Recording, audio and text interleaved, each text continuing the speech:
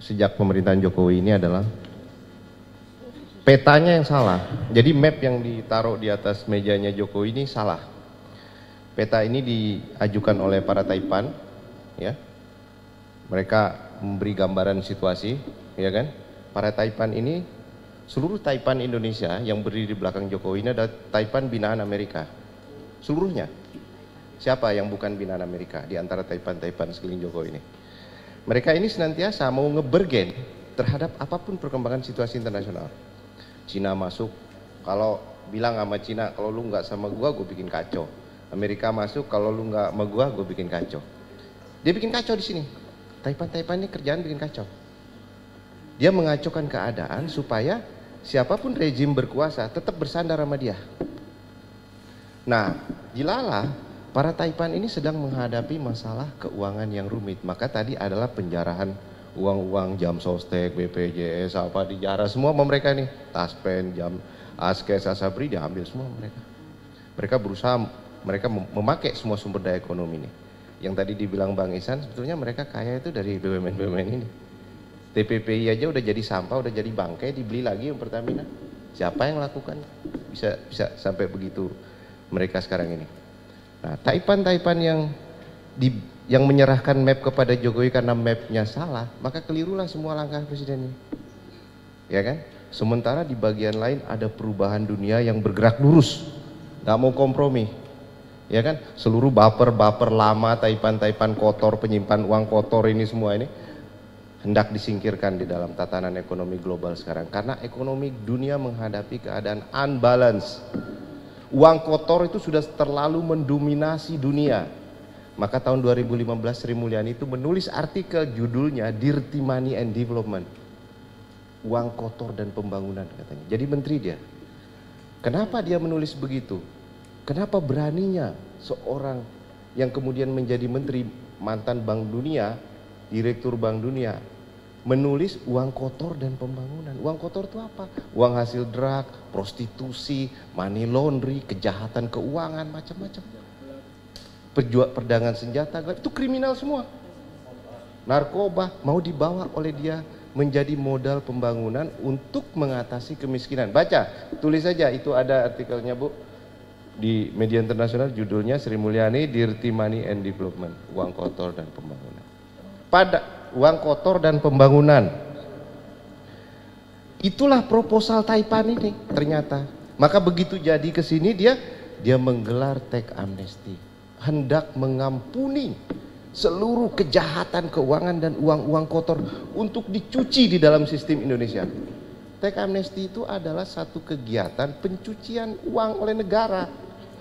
Karena dia tidak mau tahu lagi asal usul uang dicuci oleh negara, jadi legal, masukin ke APB, bayar denda ke APBN, uangnya dikembalikan ke pemiliknya.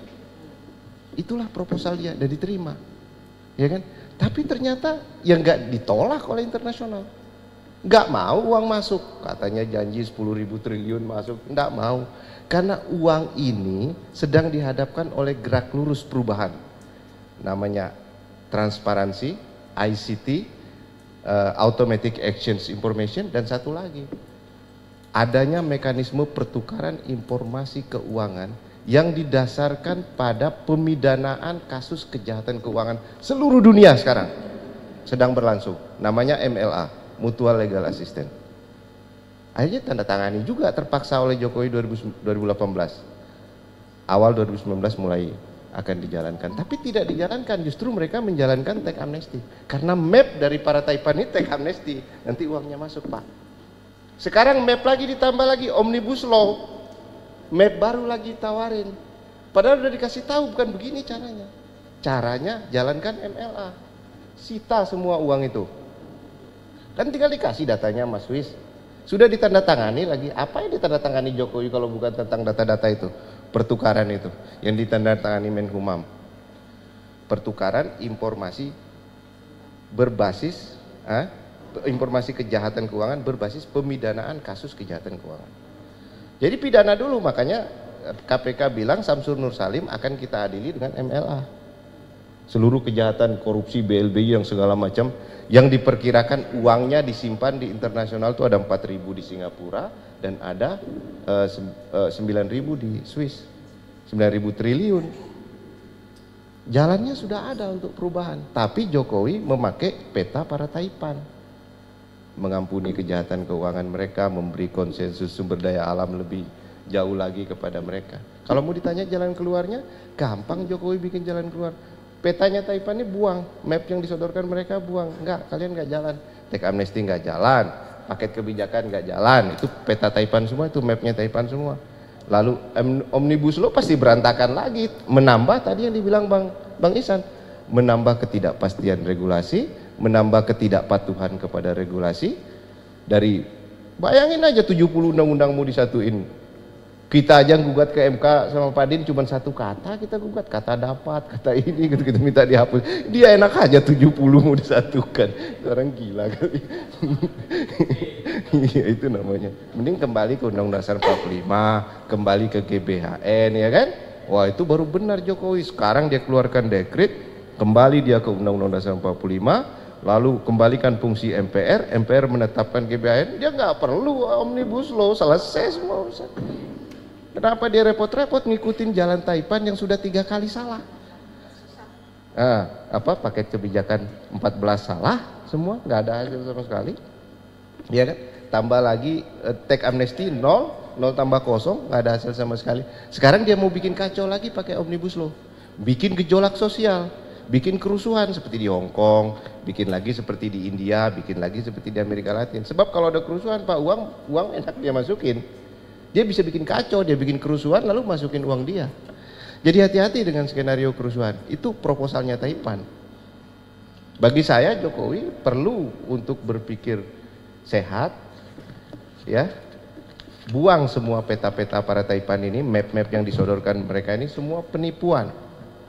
Yang perlu dia lakukan sekarang adalah membenahi jalannya negara, bukan Omnibus Law tapi kembali ke Undang-Undang Dasar 45. Kembalikan fungsi MPR, tetapkan GBHN, udah selesai semua.